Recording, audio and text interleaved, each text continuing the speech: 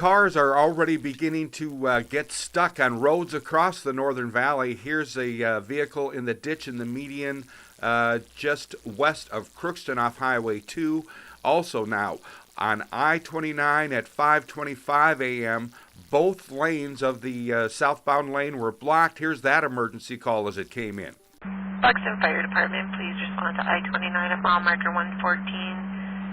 Southbound lane, I have two vehicles in the passing lane and one in the driving lane, stuck in the middle of the road. I could use some traffic control.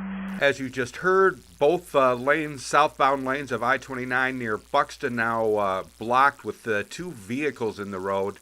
It's the perfect day to stay home and off the roads. I'm Neil Carlson reporting for iNewZ.TV.